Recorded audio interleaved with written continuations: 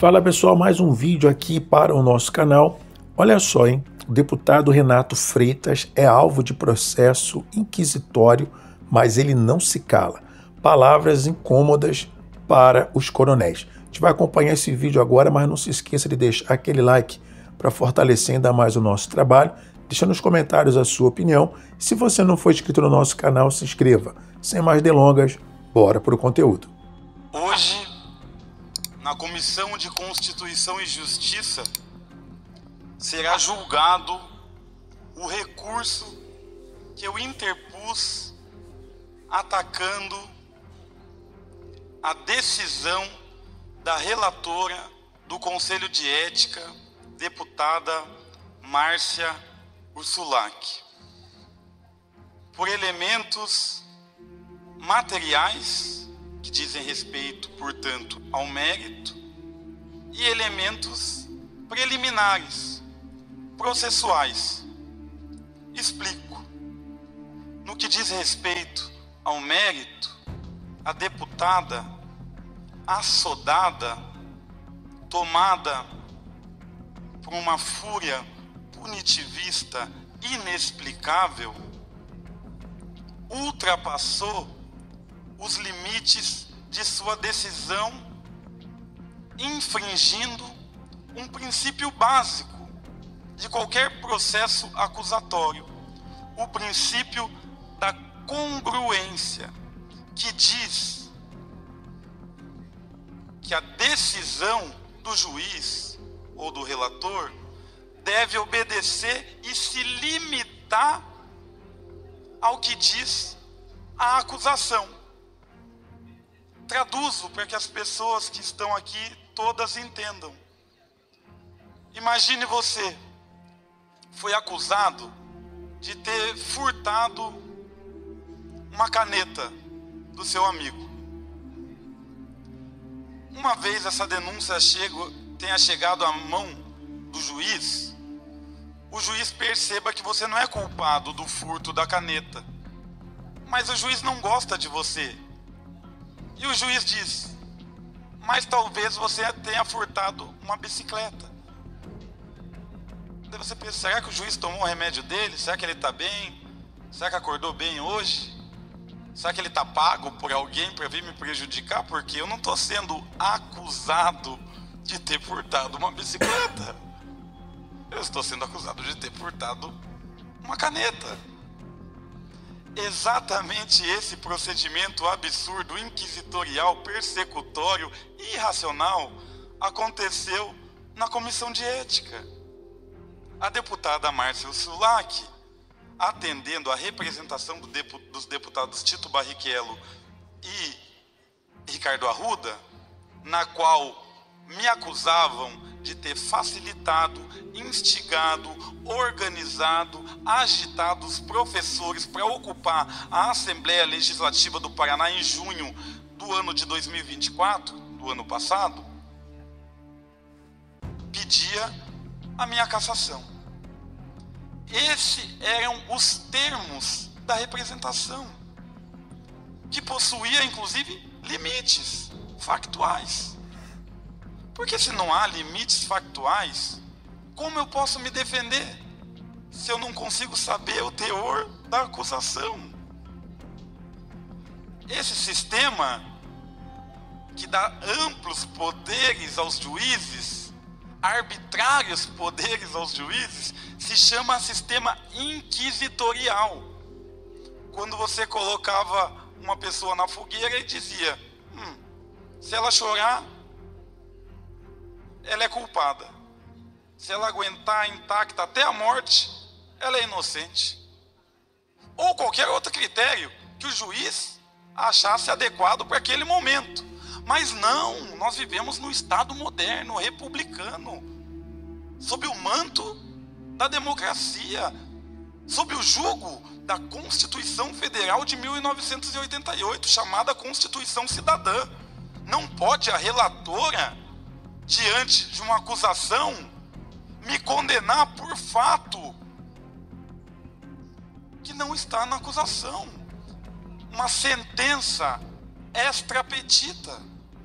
Uma sentença que vai além, porque ela nem comporta. Se fosse uma redação, a deputada Márcia Sulac teria tirado 0, porque ela teria fugido do tema. Ela, na sanha punitivista, fundamentou a suspensão do meu mandato por causa da manifestação que houve no Mufato. Pois bem, já há outros pedidos de cassação, então que aguarde. Por que ser tão assodada? Que pataquada! Que só revela o caráter antirrepublicano, parcial, da deputada, que não está aqui para falar. Espero que ela tenha a oportunidade de falar e argumentar e se justificar por que fez isso, a mando de quem fez isso, o que ganhou com isso, quem ordenou para que ela fizesse isso. E em relação à manifestação do Mufato, vimos ontem no programa Fantástico, na Rede Globo, a brutalidade do assassinato cometido contra o jovem de 22 anos, Rodrigo da Silva, por ter sido acusado de um furto de uma barra de chocolate avaliada em R$ 6,99.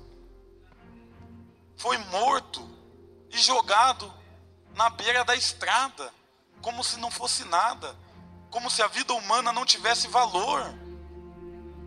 E eu fui até o mercado, que no final das contas é o principal responsável, uma vez Deputado Renato Freitas, o senhor me daria uma parte? Uma vez que, ao final, uma vez que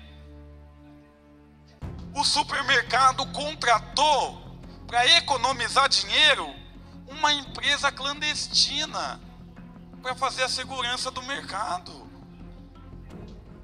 O que diriam dessa assembleia se os seguranças aqui fossem oriundos de uma empresa clandestina, sem registro legal perante a Polícia Federal e os órgãos competentes? Portanto, ilegal e criminosa em sua constituição é a empresa de segurança.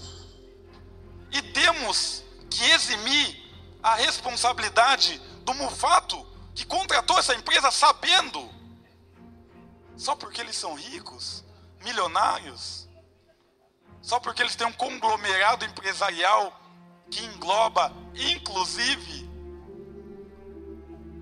redes de televisão, que formam opiniões, que, portanto, formam eleitores, e por isso a gente tem que ser subserviente aos grandes? Não. Essa é a diferença entre a coragem e a covardia. Aquele que tem coragem enfrenta os poderosos com todas as suas forças, custe o que custar. Os covardes assassinam jovens de 22 anos por uma barra de chocolate, enquanto servem aos patrões. Honestos patrões? Não, também. Não só por ter contratado uma empresa clandestina, mas os Mufato são corruptos. E provo. O Ministério Público do Estado do Paraná denunciou um dos herdeiros, sempre herdeiros. A conversa é de mérito, mas a realidade é herança, sempre. Um dos herdeiros do Mufato pagou R$50 mil para um vereador de Londrina para que ele mantivesse a lei da muralha. O que é a lei da muralha? Uma lei que proíbe a construção de grandes lojas ao redor do Mufato. Que interessante! E a lei do livre mercado? E a concorrência? E o capitalismo funcionando? Quando é para ganhar mais dinheiro, é monopólio na força de corrupção, propina, lei encomendada. não são santos, são criminosos. E esses criminosos, do colarinho branco, ninguém diz CPF cancelado. Ninguém diz que tem que linchar. Porque quem diz é a rede de televisão deles mesmos. E estranhamente, é sempre um jovem pobre, sempre um jovem negro. 1 minuto para Vossa Excelência concluir. Sempre um ladrão de galinha. Na história do nosso país, aqueles que roubam muito enforcam os que roubam pouco. Não pela honestidade, mas pela vontade de monopolizar o crime e assim os lucros. Assim foi fundado o nosso país, a partir do genocídio. E por isso a gente não se cala, a gente não fica do lado mais fácil, que é o lado dos mais fortes. A gente fica do lado do mais fraco, daqueles que foram assassinados por uma barra de chocolate.